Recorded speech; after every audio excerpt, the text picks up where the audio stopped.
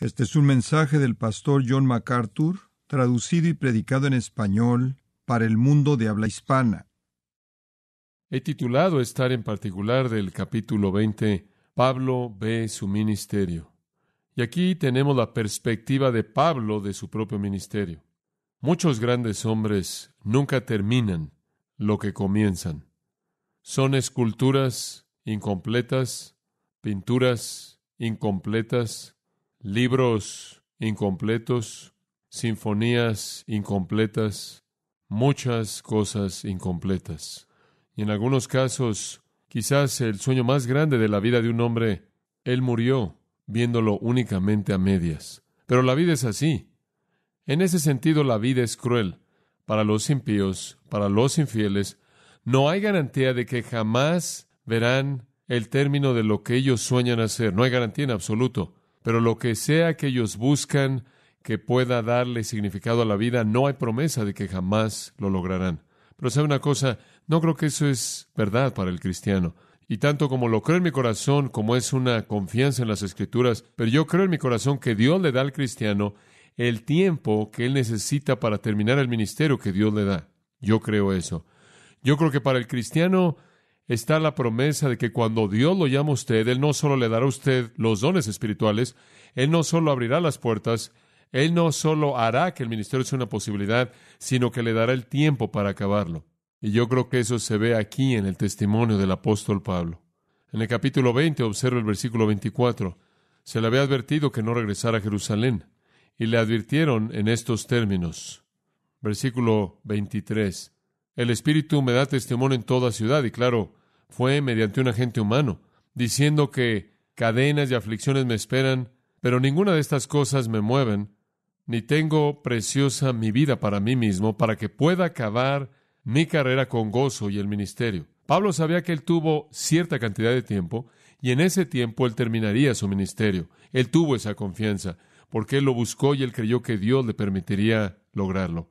Yo creo que Dios prescribe los límites de la vida de todo hombre soberanamente. Y si Dios lo llama a usted al ministerio dentro de ese marco soberano, existe la posibilidad de que usted lo termine. Tengo que creer eso, porque Dios nunca lo llamaría a usted a un ministerio que sería imposible de terminar. Y yo inclusive tengo que creer que si Él lo hizo en este tiempo, creo que probablemente gran parte de esto es gracia para las fallas en esta parte. Tengo que creer que Dios espera que haya ciertos periodos de falla. ¿No lo cree? Lo espero.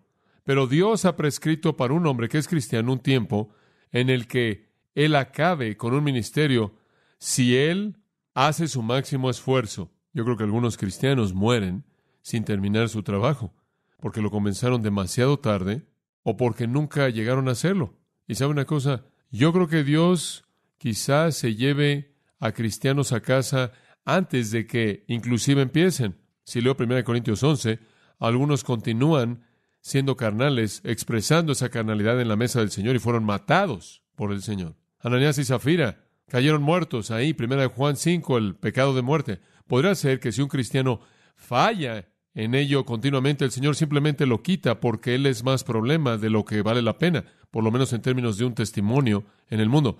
Ahora, si un cristiano no cumple con su ministerio, no es cuestión de falta de tiempo, sino que es cuestión de un fracaso por su parte al no usar el tiempo. Por ejemplo, Pablo dice 2 veces, redimiendo el tiempo. No redimiendo tiempo, redimiendo el tiempo. Tiempo definido, un artículo definido, un tiempo prescrito. Cómprelo. Redimir significa compre el tiempo. Y eso es lo que Pablo estaba haciendo. Él quería aprovechar al máximo todo momento. Él no desperdició el tiempo. Yo no creo que Dios entonces nos llame a un ministerio y no nos dé el tiempo para cumplirlo. Pablo dice, pero tienes que comprarlo. Y Pablo entonces vivió su vida comprando todo momento con el fin de que él terminara su ministerio y cuando él lo terminara entonces iría. Ahora el Señor nos ha dado a todos los ingredientes. Usted sabe, si usted lee 1 Corintios 12, usted descubre que nos ha dotado a todos, ¿verdad? Nos los ha concedido el Espíritu. Hay muchas diversidades de ministerios y operaciones y administraciones y ministerios, y Él ha unido todo eso, y tengo que creer que Él nos ha dado los dones y los ministerios, según Romanos 12:3, Él también nos ha dado la fe para operar esos dones. No serviría de nada tener cierta fe y no tener la fe para operarlo. o tener un menor don en un sentido y tener más fe de lo que necesita y estar simplemente frustrado todo el tiempo. Entonces, Él ha dado una medida equivalente de fe para el tipo de don que usted tiene.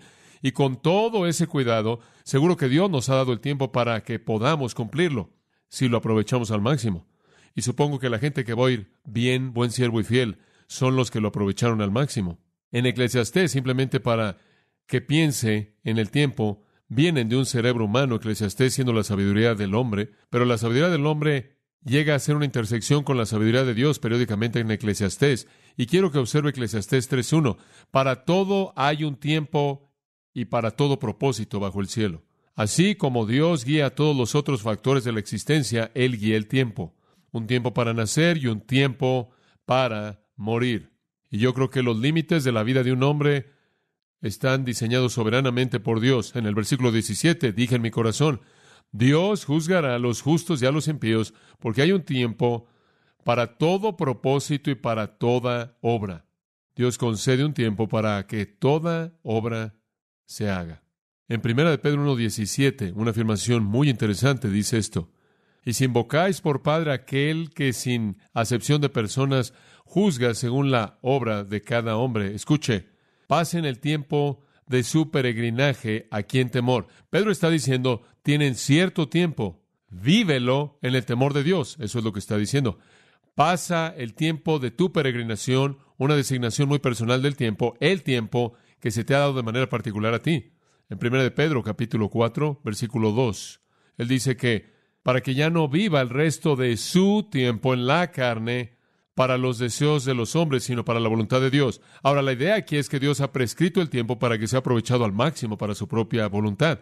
En Hechos capítulo 17, versículo 26, Pablo estaba predicando ahí en Atenas. Él dijo, y Dios hizo de una sangre todas las naciones para que moren sobre la faz de la tierra, y Él les prefijó los tiempos y los límites de su habitación. Dios determina el tiempo. Job, supuesto, y usted recuerda probablemente la primera parte de Job 14:14, pero me pregunto si conoce la última parte. La primera parte dice, si un hombre muriere, ¿qué? Volverá a vivir. La segunda parte dice, todos los días de mi tiempo designado esperaré hasta que mi cambio venga. Job dice, yo sé que voy a ser cambiado, yo sé, eso usted sabe, y él dice en otras partes, que los gusanos destruirán este cuerpo, sin embargo en mi carne veré a Dios, sé que seré cambiado, espero que termine mi tiempo designado. Sí, Dios ha limitado la vida de un hombre soberanamente en términos de tiempo. Y hay suficiente tiempo para que usted acabe el trabajo que Dios le ha dado. Y creo que eso es tan importante. Eso me da un sentido tan tremendo de dirección en mi vida. Saber que si yo lo aprovecho al máximo, entonces puedo terminar la obra. Entonces no me tengo que preocupar por morir, ¿se da cuenta? No tengo que preocuparme por la muerte. Si me preocupo simplemente por terminar el trabajo, y no me refiero a preocuparme en el sentido de algo negativo, sino preocupación en el sentido de expectativa. Si pienso en el hecho de que voy a aprovechar al máximo el tiempo, voy a terminar el trabajo y entonces me iré a estar con el Señor en un sentido de cumplimiento. Y sabe una cosa, vamos a ir a Israel dentro de poco tiempo y están disparándole a mucha gente por allá. Y oí a una señora que dijo que iba a estar enfrente de mí porque ella pensaba que mi tiempo no se había acabado, porque mi trabajo no se había acabado. Entonces le dije, muy bien, señora, pero no sé si su tiempo ya se acabó, entonces yo no me voy a acercar a usted. Usted sabe, yo no estoy dispuesto tampoco a arriesgar eso. Pero sabe una cosa, es algo fantástico poder ver su vida en términos de eso. Si yo aprovecho al máximo mi vida y acabo el trabajo, entonces me voy a ir. Eso es glorioso. Y sabe una cosa, el apóstol Pablo fue un hombre que creyó en usar el tiempo y no creyó en esto solo para sí mismo, sino que lo propagó a otros. Él escribió a Timoteo en 2 Timoteo 4:5 y él dijo esto, le dijo, cumple tu ministerio. En otras palabras, él dijo, Timoteo, cúmplalo, hazlo, termínalo. A un individuo en particular, quien bien pudo haber sido el hijo de Filemón en Colosenses 4, versículo 17, le dijo a Arquipo, cuida el ministerio que has recibido en el Señor, que tú lo cumplas. ¿Se da cuenta? Él le dijo a este ministro joven, cumple el tiempo. Note que dijo eso 2 veces, una vez al joven Timoteo, una vez al joven Arquipo. Ese es el tiempo en el que usted necesita comenzar a aprovechar al máximo su ministerio, para aprovechar al máximo el tiempo, para redimir el tiempo. Ahora esto nos lleva entonces al capítulo 20 de Hechos, y encontramos al apóstol Pablo como un hombre que va en contra del reloj, en el sentido de que él se da cuenta de que conforme él termina su ministerio, él se va a ir con el Señor y él sabe en su propio corazón que eso es lo que él quiere, eso es lo supremo. Recuerde que él le dijo a los filipenses, son muy amables, me encantaría pasar tiempo con ustedes, pero mucho mejor estar con Jesús. Entonces, esa fue la meta de su vida. Lo único para lo que vivió fue para terminar. Versículo 24, él dice, no me importa lo que se ha prometido acerca de cadenas, no me importa quién dice que me van a matar, eso no me importa en absoluto. ¿Por qué? Porque voy a acabar mi carrera con gozo. No voy a seguir y voy a estar pensando, uno de estos días me va a pasar y voy a seguir ministrando, aunque me va a pasar algo. No. Yo voy a seguir trabajando en esto con gozo y voy a terminar el ministerio. Lo que pasa, pasará. Y lo único que va a hacer es liberarme de este mundo para estar de cualquier manera con Jesús. Él vivió para una cosa. Él vivió para acabar la obra que el Señor le dio que acabara. ¿Es correcto? Y le voy a decir una cosa. Eso es todo, ¿no es cierto? Ese es el resumen de la vida. Espero que eso es para lo que usted vive. Espero que usted vive para terminar el trabajo que Dios le asignó a usted. La gente con frecuencia me dice, John, no puedes seguir yendo allá y estar hablando, tienes que descansar, tienes que aligerar la carga, haz un poco de ejercicio y descansar un poco. Y sabe una cosa, pero eso está bien. Cuida tu cuerpo y haz un poco de ejercicio y come bien dentro de los límites de lo que es apropiado, claro. Pero enfrentémoslo. Usted simplemente sigue haciendo lo que hace. Usted aprovecha toda oportunidad al máximo y cuando usted acaba, se va. Eso es la vida. Y esa es la única manera de vivir. Y no voy a dejar que la preocupación por la muerte robe el gozo de la vida. Simplemente quiero acabar la obra. Dice usted, bueno, es bueno tener ese deseo, John, pero nunca vas a poder terminar la obra. ¿Por qué? ¿Porque es una obra vasta? Bueno, sé que es una obra enorme y Dios no me pidió que ganara a todo el mundo en el mundo. Y sé que no voy a terminar con todo, pero sé que Dios me colocó en un pequeño lugar aquí y dijo, MacArthur, esta es tu área, cúbrela. Y eso es todo lo que necesito hacer. Y sabe una cosa, el apóstol Pablo llegó al final de su vida en 2 Timoteo 4, y él dijo lo que me gustaría poder decir, pero probablemente nunca podré decir, pero bueno, él lo dijo. Versículo 6 de 2 Timoteo 4, él dijo, porque yo ya estoy para ser sacrificado. Me encanta eso. Él simplemente dijo, Señor, ya me puedo morir. ¿Qué quieres decir, Pablo? ¿No sabes que hay un mundo entero que debe ser ganado? No, estoy listo para ser sacrificado. El tiempo de mi partida está cercano. Dice usted, ¿cómo sabe eso? ¿Cómo sabía él que se iba a morir? Versículo 7, he peleado la buena batalla, he acabado la carrera. ¿No es eso tremendo? Al final le quedó un poco de tiempo de gracia. Imagínelo. Él acabó la carrera. Que Dios nos ayude a ver nuestra vida en términos de los límites de tiempo que Dios nos ha prescrito. Dice usted, bueno, no estoy en el ministerio. Oh, sí, usted lo está si es cristiano, ¿no es cierto? Todos somos ministros de Cristo, todos nosotros. Sean cual sean los dones espirituales y sea cual sea el ministerio que Dios le ha dado a usted, al cual lo ha llamado, debe ser aprovechado al máximo dentro de los límites del tiempo que Dios le ha dado a usted. Y cuando usted haya cumplido con eso en el marco de ese tiempo, el gozo y la gloria va a estar con él y es la recompensa. Bueno, veamos el versículo 17 y retomemos la narración y después le voy a dar un bosquejo allá alrededor del versículo 19.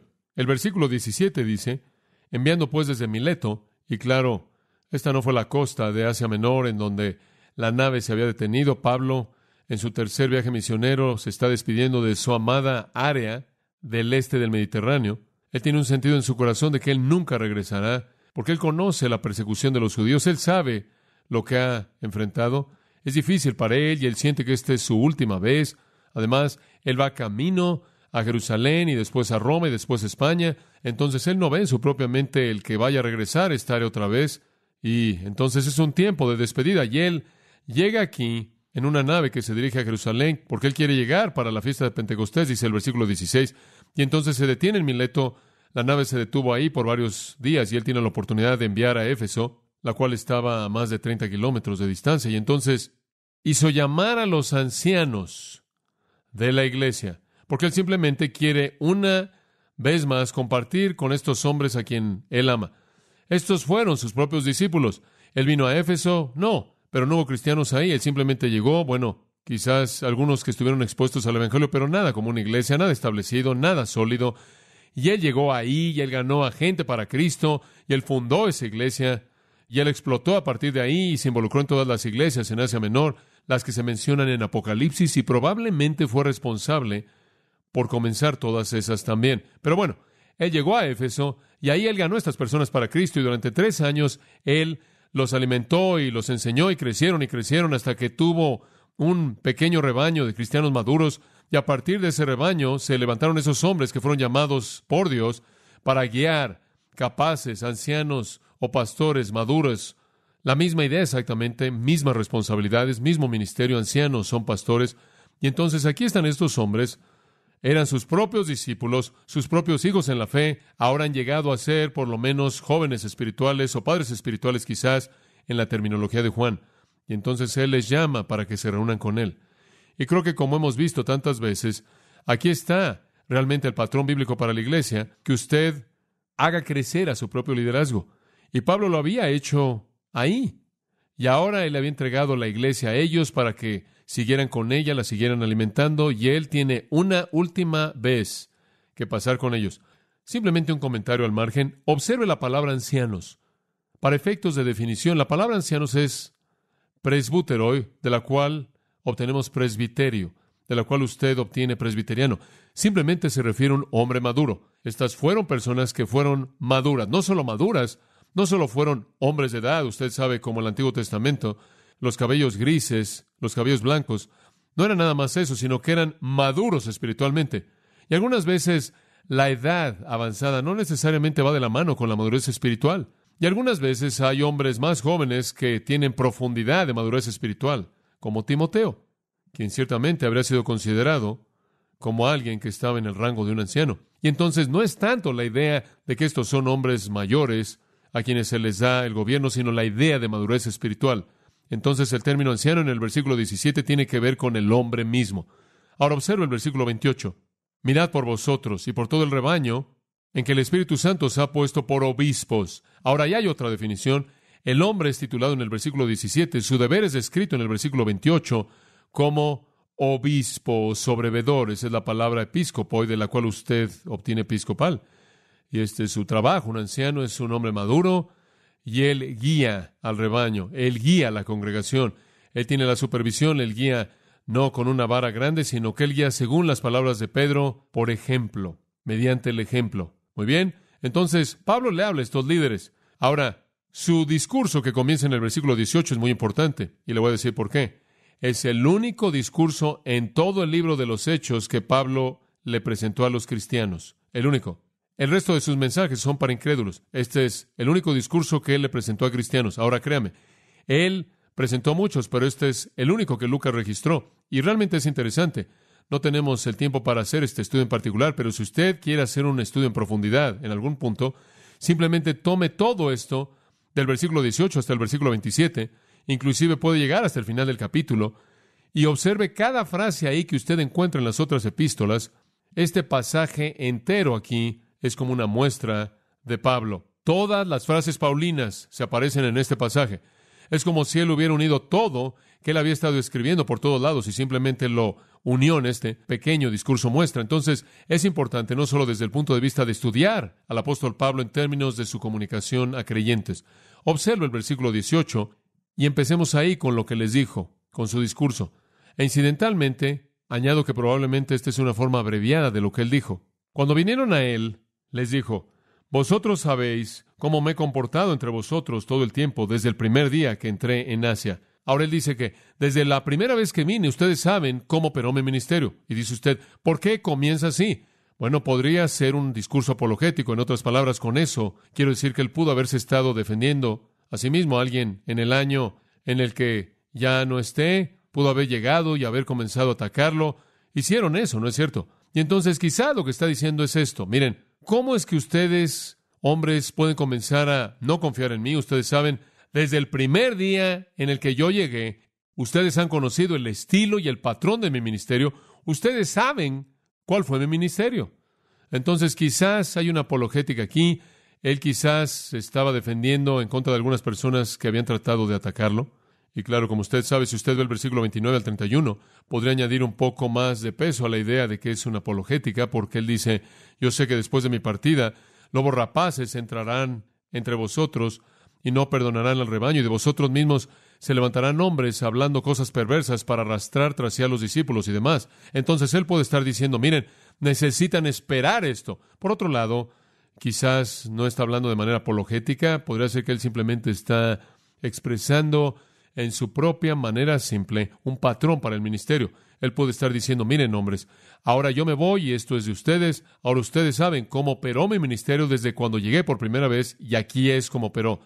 Y lo que está diciendo, de hecho, es, así es como quiero que lo hagan. Entonces podría ser apologético, podría ser simplemente una instrucción. Veamos entonces, comenzando en el versículo 19, la perspectiva de Pablo de su ministerio. Él está a punto de expresarles el patrón del ministerio. Ahora, quiero apresurarme a añadir esto simplemente.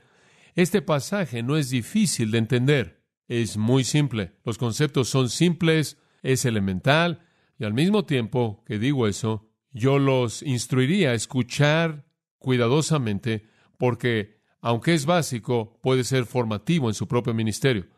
Ahora, Pablo da 4 perspectivas. El ministerio únicamente va en 4 direcciones. Observe, nuestro ministerio tiene una perspectiva hacia Dios, ¿verdad? Nuestro ministerio tiene una perspectiva hacia la iglesia, salvar a la gente, hacia los perdidos y hacia nosotros. Esas son las 4 dimensiones del ministerio. Mi ministerio será eficaz en términos de cómo me relaciono con Dios, con la iglesia, con los perdidos y conmigo mismo. Eso es todo. Pero esa es la encarnación de todo. Y entonces digo, es algo simple, pero en su simplicidad es muy elemental para cualquier ministerio. Pablo dice entonces, de hecho, aquí están las 4 maneras en las que yo veo mi ministerio.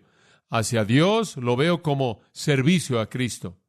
Hacia la iglesia lo veo como enseñanza. Hacia los perdidos lo veo como evangelismo. Hacia mí mismo lo veo como sacrificio.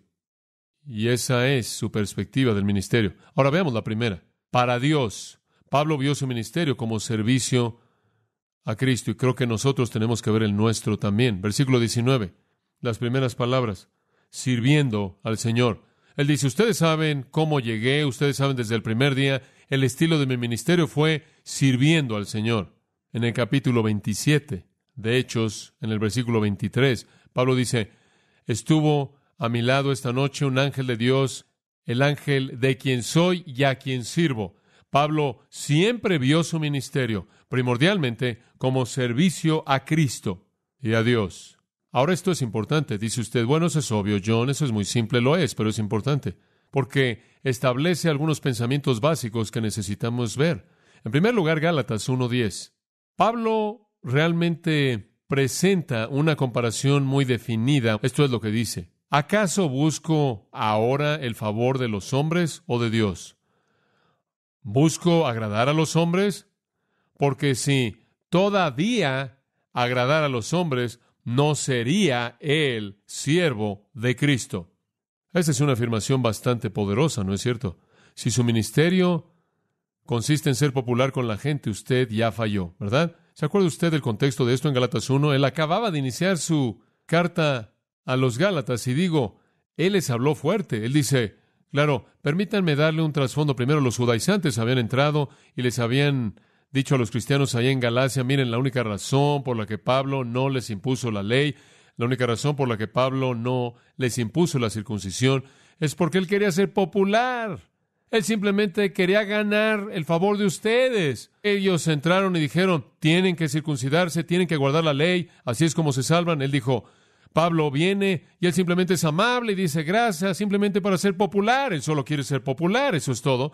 Y entonces Pablo responde a esa crítica en el versículo 8 y él dice, aunque nosotros, un ángel del cielo, predicara otro evangelio a vosotros diferente del que os hemos predicado, sea anatema. Y como hemos dicho antes, lo vuelvo a decir, si algún hombre predicara algún otro evangelio diferente del que os hemos predicado, del que han recibido, que sea anatema. Ahora, ¿me oigo como que quiero agradar a los hombres? Escuchen eso. ¿Me oigo como alguien que quiere ganar el favor de los hombres cuando digo eso? ¿Pronunciando maldiciones en esas personas? No. Él no agrada a los hombres. Usted tiene que escoger en su ministerio, tarde o temprano, si usted va a servir a los hombres o a Dios. Es correcto. Y cada uno de nosotros hace eso. Eso no significa que usted pisa a la gente, pero significa que su prioridad es hacia Dios y que usted no necesariamente considera la reacción de la gente si la demanda de Dios es clara. Usted hace lo que es lo correcto y deja que Dios se encargue de las consecuencias. Ahora, esto se reduce a lo más simple. El servicio al Señor no solo es lo opuesto a servir a los hombres. Creo que necesitamos pensar en eso, porque tantas veces, inclusive aquellos de ustedes que probablemente enseñan en una escuela dominical, con frecuencia piensa en esa escuela dominical como una obligación con el sistema. Bueno, tengo que enseñar porque ustedes saben, son las 8:30 y esos niños están ahí, entonces voy a entrar, usted sabe. O, bueno, el supervisor es un hombre muy amable, o es una señora muy amable ahí y ella no va a estar contenta y usted sabe, hay un niño ahí que siempre me causa problemas y necesita aprender y demás, y la iglesia, ya está John y los ancianos, más vale que haga esto. Usted tiene la perspectiva totalmente equivocada. Cuando usted entra ahí y le habla a esas 6 pequeñas cosas que se mueven, lo que sea, eso es para Jesucristo. Y usted debe considerar esa obligación como si Cristo estuviera de pie ahí en el salón. Porque créame, Él está ahí. Y así como si Jesucristo mismo fuera el supervisor, Él y los apóstoles fueran los ancianos de esta iglesia, porque lo representamos a Él. Su servicio no es para mí. Nunca me sirva a mí. Nunca diga, bueno, no creo que es lo correcto, pero John piensa que debemos hacerlo. Nunca haga eso. Usted sirve al Señor Jesucristo. Usted responde al liderazgo de la iglesia conforme ellos sirven a Cristo. Y usted da su dirección de Él, pero usted está sirviendo a Cristo. Mantenga eso en perspectiva, sea lo que sea que haga. Pero permítame llevarlo a una dimensión más allá de esto. No solo es en lo que usted hace en la iglesia y lo que usted hace en términos de su ministerio activo, pero observe Efesios 6. Este es uno muy interesante. Efesios 6:5 dice, siervos, empleados, dice siervos, pero significa empleados, obedeced a aquellos que son sus jefes. Obedezcan a su jefe con temor y temblor. Dice usted, eso hago. Bueno, muy bien, ya cubrió algo. Con sencillez de corazón, en otras palabras, con un único propósito de dirigir su vida a cumplir aquello que le da a usted. ¿Qué? Como para Cristo. ¿Por qué tiene que decir eso? ¿Quieres decir que yo tengo que obedecer a mi jefe como si él fuera Jesucristo? No conoces a mi jefe. No tiene relación. Usted debe trabajar en su trabajo como si estuviera trabajando para Jesucristo mismo. ¿Puede imaginarse si Jesucristo entrara donde usted está un día y dijera, me gustaría que hicieras esto para mí? Sí, lo que tú quieras, claro. Usted sabe, todos nos caeríamos tratando de hacer eso. Pero sabe, es muy importante que usted funcione de esa manera, porque la Biblia dice que usted debe servir a quien sea su amo, inclusive si es un cristiano o un ateo, como si fueran Jesucristo mismo. Esa es su obligación como cristiano. Todo lo que usted hace desde el momento en el que usted abre sus ojos en la mañana hasta que usted los cierra por la noche y se va a dormir es servicio a Jesucristo. No hay una división entre lo secular y lo sagrado. Lo secular pertenece a los incrédulos y lo carnal. Todo es servicio a Cristo. Todo es ofrecido a Él. Sea la operación de sus dones espirituales, o sea que usted está registrando su asistencia en su trabajo, todo es lo mismo. Y las cosas que usted hace en esta vida son para Cristo. Están bajo Cristo. ¿Se acuerdan en Mateo capítulo 25, en donde en los versículos 34 al 40 Jesús está hablando del juicio de las naciones que está por venir en la segunda venida? Y Él les dice a las ovejas a su derecha, les dice, entren al reino.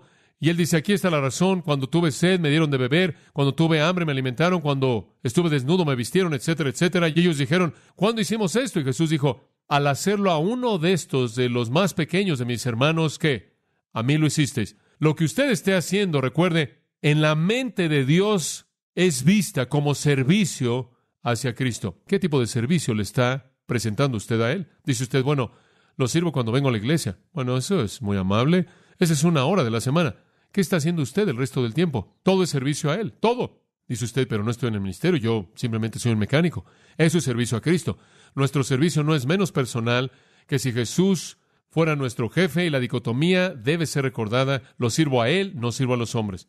No estoy agradando a los hombres, no estoy haciendo el esfuerzo en mi ministerio por agradar a los hombres, por decir lo que todo el mundo quiere oír. Y sabe una cosa, usted tiene tanto de esto, es sorprendente cuántas cosas son evitadas porque la gente no quiere ofender al hombre que da la mayor cantidad de dinero. Ahora observe la palabra aquí, que es la palabra sirviendo en el versículo 19. Sirviendo es esclavitud, literalmente en el griego. Servicio de esclavitud. Pablo la usa 17 veces en sus epístolas y él habla mucho acerca de la esclavitud.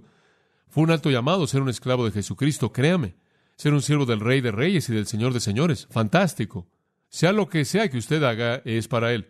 Yo sé que en el ministerio usted tiene actitudes de sobriedad, porque usted se ve a sí mismo en términos de un siervo de Jesucristo y de vez en cuando es cuestión de responsabilidad, pero de todas las responsabilidades sobrias que tengo, la que más me pesa es la responsabilidad de enseñar.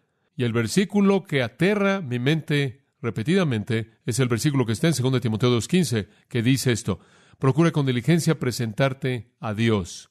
Esa es una afirmación realmente fuerte.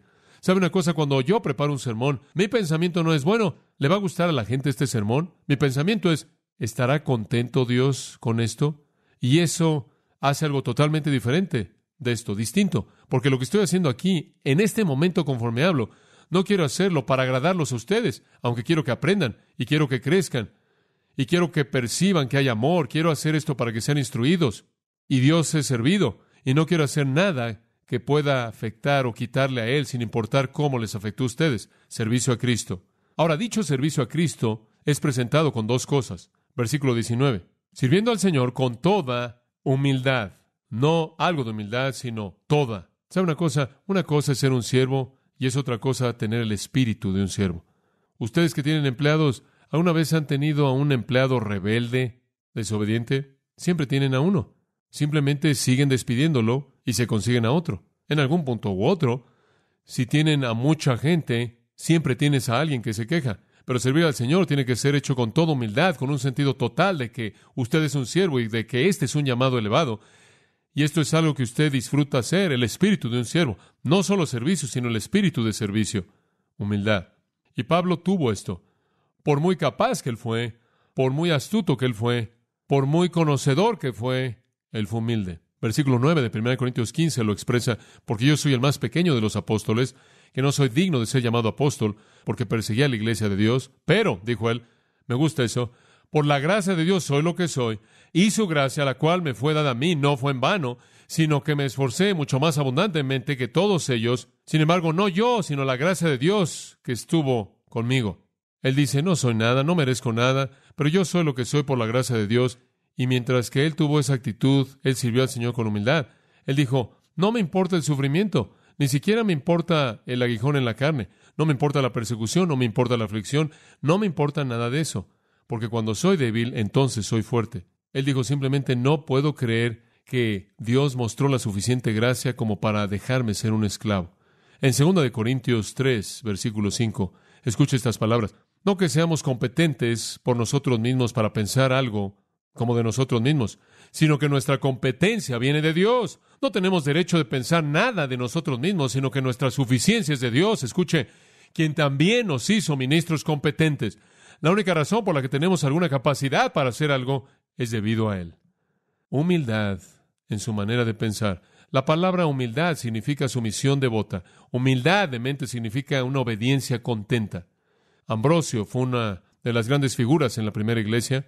Él fue un gran erudito, hombre de iglesia, lideró, gobernante de varias provincias romanas, y él gobernó con tanta capacidad como un gobernante y con tanta sabiduría espiritual que cuando el obispo de la región murió, querían hacerlo el obispo y quitarlo de la política y meterlo a la teología. Él fue un cristiano, la historia nos dice. Él fue llamado a ser el sucesor del obispo muerto.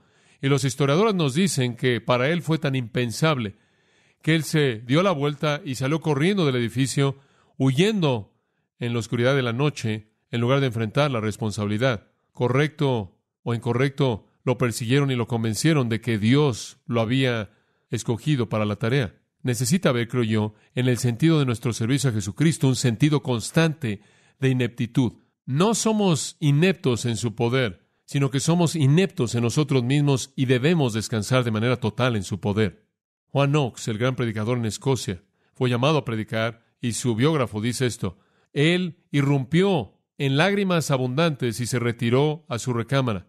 Su semblante y conducta desde ese día hasta el día en el que fue obligado a presentarse a sí mismo en el lugar público de la predicación, declaró de manera suficiente la tristeza y turbación de su corazón.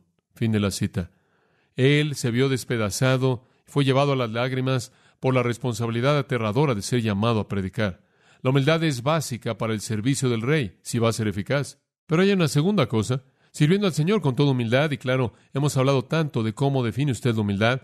La humildad es conocer a Jesucristo también, que usted se vea a sí mismo en perspectiva, pero también con muchas lágrimas y pruebas que me han venido por las acechanzas de los judíos.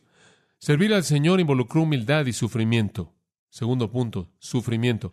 Eso es lo que le espera al siervo. Usted sabe, Jesús se convirtió en un siervo y sufrió. El siervo sufriente de Isaías 53, el ejemplo perfecto, y Pedro dice, Así como Él fue un siervo sufriente, nosotros debemos seguir sus pisadas. Ahora, esto simplemente es parte de esto. Usted sabe, todos los que quieran vivir piadosamente en este siglo van a sufrir persecución. Si usted realmente es un siervo humilde del Señor y usted realmente lo sirve, usted va a enfrentar algunas cosas, va a venir. Pero hay dos áreas de donde viene el sufrimiento. Observa el versículo 19. Con muchas lágrimas, eso es sufrimiento interior. Y pruebas, eso es externo. El siervo de Dios que sirve con un corazón entero, en toda humildad, va a encontrar que el sufrimiento va a venir, en primer lugar, va a ser interno. Lágrimas de sufrimiento. No creo que usted realmente puede servir al Señor con pasión, y estoy convencido, hasta cierto punto, yo mismo, no creo que usted realmente puede servir al Señor a nivel interno con pasión, a menos de que realmente sienta algo de sufrimiento interno. Y no quiero decir que es inventado, no quiero decir que es manufacturado, digo, simplemente es real. Pablo derramó lágrimas, él dijo con muchas lágrimas. Su servicio al Señor fue un servicio que involucró lágrimas. ¿Por qué? Porque a él le dolía cuando Dios era deshonrado. Y él estaba triste cuando vio ciertas cosas en el mundo. 3 cosas lo entristecieron. Vi a lo largo del Nuevo Testamento tratando de encontrar algunas cosas y encontré 3 cosas que hicieron que Pablo llorara. Una, él lloró porque la gente estaba perdida. Romanos 9, 2 y 3.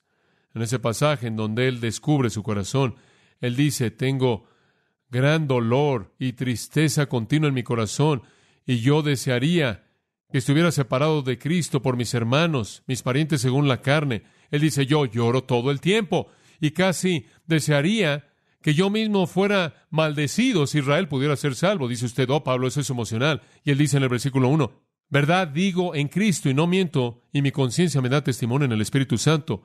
Estoy diciendo la verdad. Me duelen los perdidos, muchas lágrimas. Él lloró por los perdidos. En segundo lugar, él lloró por los cristianos carnales. Y sabe una cosa, cuando él escribió 1 Corintios al grupo más grande de cristianos carnales que existía, y todo el tiempo, mientras que él escribió la carta, él lloró. Eso es preocupación. Eso es preocupación real. ¿Está así de preocupado usted por el cuerpo? ¿Estoy preocupado por un cristiano carnal? Escuche 2 Corintios 2:4. Él escribe su segunda carta a ellos y describe sus sentimientos cuando él escribió la primera. Él dice esto, a partir de mucha aflicción y angustia de corazón, escribí a vosotros con muchas lágrimas. Escribí la primera carta llorando a lo largo del proceso entero debido a la carnalidad de ustedes y sus inconsistencias. Él se preocupaba. Una tercera cosa que lo hizo llorar. Él lloró por los falsos maestros, porque ellos atacan la obra de Dios. Hechos 20:31, él dice, acordaos que durante 3 años no cesé de amonestar a todo mundo noche y día con lágrimas. Y él les acababa de decir que él había estado hablando de falsos maestros. Él les advirtió acerca de los falsos maestros llorando. Eso le entristeció. Filipenses 3:18, acerca de muchos de los cuales les he dicho con frecuencia, y ahora os vuelvo a decir, llorando, que son enemigos de la cruz de Cristo. Él está hablando a través de falsos maestros. Él lloró por los perdidos. Él lloró por cristianos carnales. Y él lloró porque la gloria de Dios estaba siendo atacada por la enseñanza falsa. Muchas lágrimas. Servicio a Jesucristo, creo yo, tiene que involucrar algo de ese sufrimiento interno, porque podemos servirle de todo corazón y le servimos apasionadamente. Sin embargo, al mismo tiempo, mientras que está todo ese gozo y servicio, está ese conocimiento de que no hay fruto. Veremos en esta noche en Gálatas, en donde Pablo debió haber llorado algo, porque después de todo este pasaje, él escribe Gálatas y él cierra diciendo, no sé qué hacer con ustedes. He llegado al final de mis recursos. Pero ¿sabe una cosa? Realmente creo que cuando existe ese tipo de ministerio va a haber fruto. Yo creo que cuando una persona es así de apasionada, que derraman lágrimas por ese tipo de cosas, Dios realmente va a traer una cosecha. Me acuerdo leyendo acerca de Robert Murray McCheyne, quien murió y su iglesia fue visitada por un pastor joven, quien estaba siendo guiado por la persona que cuidaba para que viera la iglesia en donde McCheyne había predicado. Y lo metieron en un pequeño cuarto y había ahí un pequeño banco y el señor que cuidaba, ya mayor, dijo, Señor, ¿ve usted ese banco? Y él pensó, bueno, es extraño que me muestre un banco. Él dijo, ese es el banco en donde el pastor McCheyne se arrodillaba y lloraba antes de que predicaba. Y después lo llevó al púlpito y vio esta Biblia grande en el púlpito y vio que estaba toda arrugada por agua y estaba manchada. Y él dijo, bueno, ¿qué es esto que está en la Biblia? Y él dijo, bueno, esas son las lágrimas que salían cuando el hermano McChain predicaba. Y él está muerto, pero él todavía está moviendo vidas. Él tuvo un impacto. Y no estoy promoviendo un sentimentalismo torpe. Estoy hablando de una compasión honesta. Pero escuche Salmo 126:6, una promesa hermosa. Los que salen llorando, sembrando semilla preciada, sin duda alguna, regresarán con regocijo, trayendo su cosecha con él. Si podemos presentar un punto espiritual a partir de eso, y creo que por eso está ahí, la persona que sale llevando la palabra de Dios, llevando la semilla preciada, y tiene un corazón compasivo que se preocupa, tiene la promesa de que Dios lo va a traer de regreso con su cosecha. Va a haber una cosecha. Sirviendo al Señor, entonces, involucra humildad y sufrimiento, y el primer tipo de sufrimiento viene del interior. Cuando usted realmente ve su vida como servicio a Jesucristo, usted la ve en la perspectiva correcta y usted sabe que tiene que incluir algunas lágrimas. La segunda cosa, hay sufrimiento de afuera, en Hechos 20. Él dice, pruebas de los judíos. Ellos tramaron en contra de él. Él dice, como usted sabe, simplemente es cuestión de persecución. De eso está hablando. Y siempre fueron los judíos, aparentemente, que lo molestaban y tramaban en contra de él. De hecho, inclusive en el capítulo 20, versículo 3, trataron de matarlo. Aparentemente, al tratar de empujarlo fuera de borda de un barco, y entonces él nunca ni siquiera se subió al barco. E incidentalmente fue en este tiempo en su vida que él escribió 1 Corintios. Y en 1 Corintios 15, creo que está en el versículo 30, él hace la afirmación en referencia a algunos de los problemas. Él dice, estamos amenazados en todo momento. Y después en el siguiente versículo, muero diariamente. Él vivió en una amenaza constante en contra de su vida, inclusive en el momento en el que él estaba escribiendo eso, lo cual es previo al momento en el que lo encontramos en Hechos 20. Los judíos habían tramado continuamente en contra de él. Lo veían como un hereje, como una amenaza a su religión y demás. Pero ¿sabe una cosa? Como lo hemos visto tantas veces en el libro de los Hechos, el sufrimiento simplemente es parte de vivir una vida santa en un mundo impío. ¿No es cierto? El sistema no lo puede tolerar y reaccionan a ello. Supongo que hay un sentido en el que usted puede medir su eficacia cristiana por las olas que usted causa. Si usted no causa ola alguna, usted realmente no es muy eficaz. Debe haber alguna reacción por parte del sistema en contra de usted. Y no quiere decir por parte de los cristianos. Si los cristianos están reaccionando en contra de usted, usted tiene un problema. Pero me refiero al sistema impío. Bueno, eso realmente es una mirada al siervo del Señor. ¿Sabe una cosa? El mundo mide a un gran siervo de Dios si tiene su foto en toda revista cristiana, o usted sabe, si está en la lista de todos los dignatarios que están encabezando esto o aquello, si él es influyente, si tiene un gran nombre, o si tiene muchos títulos. Pero, ¿sabe cómo es que Dios lo mide? Si su vida está alineada con la prioridad de servir a Cristo y lo hace en toda humildad y con una disposición a sufrir. Y créame, cuando todo sea evaluado en el tribunal de Cristo, creo que algunas personas se van a sorprender en términos de quién recibe qué recompensa. La segunda cosa, y simplemente vamos a ver esto, porque únicamente es un punto breve, la segunda cosa que Pablo vio al ver el ministerio fue la perspectiva de la iglesia, o hacia la iglesia. Él vio su relación con Dios en términos de servicio, pero hacia la iglesia, apuntando a la enseñanza. Su obligación para con la iglesia fue enseñar, versículo 20, y como nada que fuese útil he rehuido de anunciaros y enseñaros públicamente y por las casas. Su ministerio hacia Dios fue visto como servicio. Hacia la iglesia es enseñanza. Él vio que la prioridad fue la instrucción. Eso fue muy claro. Y me gusta este pequeño pensamiento aquí, versículo 20, como nada que fuese útil he rehuido de anunciaros. Retener, rehuir, retener, el mismo verbo usado en el versículo 27. No he rehuido, no he evitado, no he contenido nada que no sea todo el consejo de Dios. Pablo no retuvo nada. ¿Sabe una cosa? Ese es uno de los peligros en el ministerio. Si usted comienza a pensar en cómo la gente es afectada por usted y se preocupa por su popularidad, usted hace eso tanto como yo. ¿Sabe una cosa? Usted dice, bueno, si digo eso, el Señor tal y tal, no sé por qué Él piensa esto. Y sabe una cosa, y usted sabe, tú simplemente no tienes mucho tacto y entonces quizás usted puede evitar ciertas cosas para no ofender a alguien. Ahora usted debe hacer eso. Usted no debe ofender si es una opinión en particular, pero si es la palabra de Dios y la verdad de Dios y es cuestión de lo que está bien y lo que está mal, simplemente sáquelo y déjelo volar. ¿Sabe una cosa? Creo que el gran ejemplo de Pablo fue cuando él estuvo en Antioquía y Pedro estuvo ahí. Y Pedro estaba disfrutando de un gran tiempo y él estaba comiendo ahí sus sándwiches de jamón y disfrutando su tiempo con los gentiles y sin problema en absoluto, no le importó la ley. Y de pronto llegó un grupo de la circuncisión. Pedro se separó de los gentiles, fue y se sentó con los judíos, hizo lo que era lo judío y Pablo realmente se enojó con él. Y en Gálatas 2:11 Pablo dice, lo resistí cara a cara porque era digno de ser condenado. Y en el versículo 13 o 14 le dice, Pedro, ¿qué estás haciendo? Haciendo que estas personas hagan algo que tú ni siquiera hiciste. Y él dijo, se lo dije públicamente delante de todo mundo. Dices, bueno, vas a herir sus sentimientos. Espero que sí. Espero hacer más que eso. Espero afectar su teología.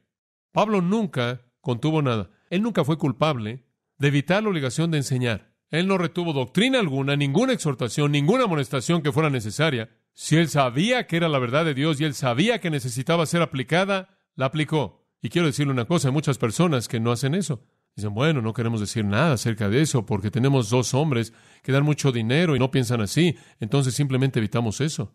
Bueno, tenemos estos hombres en el consejo y hombres, si digo eso, oh, sí, eso es agradar a los hombres. Un pastor me dijo, bueno, no predicamos acerca de la segunda venida, no estoy seguro de lo que creo y hay diferentes posturas, entonces simplemente no hablamos de eso. Ese es un pecado. ¿Cómo es que usted puede enseñar la Biblia y no hablar de la segunda venida? Eso es lo que todos estamos esperando. Un hombre me dijo, bueno, simplemente evitamos asuntos doctrinales. Usted sabe, eso es muy bueno. Ajá. Un hombre me preguntó, él dijo, ¿tú y tu iglesia creen en la disciplina de la iglesia? En donde si hay un miembro que está pecando, del que sabes y demás, que deben ir a él como ancianos y disciplinarlo. Le dije, oh, claro que sí. ¿Y tú? Oh, ¿por qué? No he oído de eso. Y no se ha hecho en años. Yo le dije, bueno, lo hacemos. Yo dije, y tú deberías hacerlo. Es correcto, está en la Biblia. Él dijo, bueno, no podemos. Él dijo, en primer lugar, ¿en dónde comenzaríamos? Y sabe una cosa, usted sabe, la cuestión de aplicar principios correctos, sea cual sea la consecuencia, es una cuestión que es respondida de manera simple por las Escrituras. Usted simplemente lo hace. Y con esto, no quiero decir que usted no es amoroso, simplemente quiero decir que usted hace lo correcto. Usted no puede retener nada que sea útil. Usted no puede. Y cumplir su ministerio, ¿verdad? No. Dice usted, bueno, ¿quién dice lo que es útil? Bueno, me sorprendió ahí. Él dice, como nada que fuese útil he rehuido. Dice usted, bueno, ¿qué es útil? Digo, ¿acaso cada hombre no debe decidir eso? Quizás no es posible disciplinar a esta persona y sacarlo de la iglesia. Quizás lo va a dañar. Entonces no es útil. O quizás tal y tal doctrina no es útil. Entonces, ¿cómo sabe usted lo que es útil? Es muy fácil. ¿Está listo para escuchar esto? Toda la Escritura es inspirada por Dios y es útil. Usted no sabía que eso estaba ahí, ¿verdad? Correcto. Todo el consejo. Versículo 27. No he rehuido nada. Les he anunciado todo el consejo de Dios. ¿Usted cree que Dios nos dio verdad inútil? Todas las cosas aquí son para nuestra edificación. Sí, todo es útil. Ahora, algo de esto es útil para doctrina, esto es para enseñar principios, algo para reprender. Y esa palabra es traducida 5 veces, reprensión, y una vez traducida, creo que es en Mateo 18, para hablarle de una persona de sus fallas. Sí, la Biblia es útil también para decir, mira, querido hermano, esto dice que estás haciendo cosas que desagradan a Dios, reprensión, y tenemos esa obligación. También es útil para corrección. Una vez que usted ha reprendido, entonces le da a usted las herramientas mediante las cuales corrige la conducta y finalmente es útil para instruir en justicia. Entonces, una vez que ha reprendido y ha colocado al hombre en el camino correcto, entonces usted continúa enseñándole en una vida justa. Es útil. Eso no es nada más un concepto del Nuevo Testamento. Escuche esto. David lo dijo en el Salmo 49:10 y creo simplemente para darle la idea de la coherencia de Dios en el Antiguo Testamento. Escuche, David. Me deleita hacer tu voluntad, oh Dios mío. Sí, gracias porque tu ley está dentro de mi corazón. He predicado justicia en la gran congregación. He aquí, no he refrenado mis labios, oh Señor, y tú lo sabes. Escucha esto. No he escondido tu justicia dentro de mi corazón. He declarado tu fidelidad y tu salvación. No he encubierto tu misericordia y tu verdad de la gran congregación. ¿No es eso bueno? No retuve nada. Les dije todo. ¿Sabe una cosa? A Ezequiel se le dio una comisión excepcional y creo que es una comisión que le pertenece a todo cristiano. Y está en el 33 de Ezequiel y le voy a leer 3 versículos y voy a hacer una aplicación rápida. Escuche, Dios le dice a Ezequiel, Él lo llama Hijo del Hombre. Hijo del Hombre, te he puesto por atalaya a la casa de Israel. Tú eres mi hombre en Israel. Por tanto, tú oirás la palabra de mi boca y les amonestarás de mi parte. En otras palabras, lo que yo te diga, tú les dices. Implícito está que a ellos no les va a gustar. No les van a gustar todas las reprensiones. Cuando yo diga al impío, oh impío, ciertamente morirás. ¿Puede imaginarse usted tener la comisión del Señor de acercarse a alguien y decir eso? Escucha, hombre impío, vas a morir. Entonces el Señor se adelantó a que Ezequiel estaría un poco inquieto en ese punto, y entonces él dice, si yo digo eso, si tú no le dices, advirtiendo al impío de su camino, ese impío morirá en su iniquidad, pero su sangre demandaré de tu mano. En otras palabras, tú vas a ser castigado por no comunicar mi palabra. Si por otro lado tú haces eso, no hay castigo. Ahora eso no está diciendo que usted va a ser enviado al infierno porque alguien más muera sin Cristo. Lo que está diciendo es esto, y creo esto. La implicación ahí es que el ministro cristiano es responsable de comunicar la verdad de Dios o estar en el lugar de la disciplina por no hacerlo. Entonces, cuando alguien me dice, bueno, yo simplemente no hablo de eso, entonces mi afirmación, lo que les digo es, deberías leer Ezequiel 33, porque si no hablas de eso, puedes estar reteniendo aquello que Dios diseña que se ha hablado, y si ese individuo muere en sus pecados, entonces quizás tú sufras algo de disciplina por no comunicar lo que debes. No es cuestión de que si el hombre va a ser salvo o perdido en base a lo que usted dice o no dice. Ese es el lado de la soberanía de Dios, porque el hombre muere en sus pecados en ambos casos. Simplemente es cuestión de que si va usted a ser castigado o no por no ejercer su ministerio. Ahora, si usted realmente va a advertirle a la gente acerca de las cosas de Dios, y si usted va a declarar todo el consejo de Dios, y si usted va a dar todo lo que es útil, entonces su ministerio va a estar involucrado en hacer esto, ¿verdad? Enseñar este libro. Esa es la razón por la que estoy tan comprometido con el hecho de que debe enseñar expositivamente a lo largo de la Biblia. A lo largo de la Biblia, porque si usted hace eso, entonces usted va a dar el consejo de Dios de manera sólida. Muy bien. Entonces les enseñó. Ahora observe dos maneras en las que él enseñó. Públicamente y por las casas. Él enseñó en público y él enseñó en casas. Ahora, la idea de enseñar públicamente es muy simple. Él enseñó en primer lugar en la sinagoga durante 2 meses, 3 meses creo, y después durante 2 años en la casa de Tirano. Tuvieron reuniones públicas y la gente vino y aprendió, y eso es maravilloso, y esa es la razón por la que hacemos esto, porque somos llamados a enseñar públicamente. Pero él también lo hizo de casa en casa. ¿Sabe una cosa? Lo que he aprendido, y me encantaría, y ciertamente estoy disponible para cualquiera de ustedes, en cualquier momento, de ir a las casas y enseñar la palabra de Dios. ¿Sabe por qué? Porque ahí usted puede reforzar y aplicar la verdad que usted enseña aquí. Pablo sabía que una cosa era enseñarla, pero otra cosa era reunirse con alguien en algún lugar y satisfacer su necesidad especial y ayudarles a hacer una aplicación. ¿Sabe una cosa? Pablo hizo algo de enseñanza de casa en casa. He visto a gente tratar de defender los programas de visitación de casa en casa en base a este versículo. No está hablando de eso. Esto está hablando de enseñanza. Y, ¿sabe una cosa? La visitación en donde usted va y toma café y habla, eso está bien y usted debe hacer eso, es algo agradable.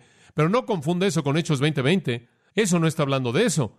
De lo que está hablando aquí es ir ahí a enseñar la palabra de Dios en un estudio bíblico en casa o una familia, estar disponible para instruir o para aplicar la verdad espiritual. Y ¿sabe una cosa? Yo sé que Pablo hizo en cada casa a la que él fue, porque ¿qué es lo primero que usted haría si Pablo llegara a su casa? Pablo, ¿podrías por favor explicarme este versículo? Usted le preguntaría. Eso me pasa donde quiera que voy. ¿O sabe una cosa? Me da tanto gusto verte, John. ¿Podría ser tan amable en explicarme este versículo? Eso pasa en todos lados. Usted sabe, estaba en el supermercado y se acerca una señora y dice, oh, John, me da tanto gusto verte aquí. ¿Podrías, por favor, explicarme tal y tal versículo? Le dije, bueno, espéreme, déjeme poner mis plátanos aquí. Con mucho gusto lo hago, usted sabe. Y eso está bien. Usted sabe, me da gusto hacer eso. Si conozco la respuesta, claro que hay ocasiones en las que yo presento ese gran versículo, el cual se ha convertido en mi versículo de por vida, Deuteronomio 29:29. Las cosas secretas pertenecen al Señor. Pero no está solo la idea de que el ministerio cristiano es algo público, sino que usted debe ser capaz de llevar ese mensaje, si usted lo propaga desde un púlpito, a la casa de alguien y a la vida de alguien y hacer lo que funcione. Y me gusta el hecho de que Pablo fue de casa en casa, porque eso me dice que él fue una persona real, y él se preocupaba y él estaba involucrado. y su ministerio fue algo que usted podía probar, y usted podía rebotar la vida de usted a partir de las verdades de Él, y eso funcionaría y permanecería en pie. Escuche, mi obligación hacia Dios es servirlo. Así es como yo veo mi ministerio. Mi obligación hacia la iglesia es enseñar a la iglesia, sea de manera pública o en privado, reforzar esa enseñanza y hacerla algo que se pueda vivir. Esa es la prioridad hacia Dios y hacia la iglesia. Regrese la semana próxima y veremos las otras dos. Oremos.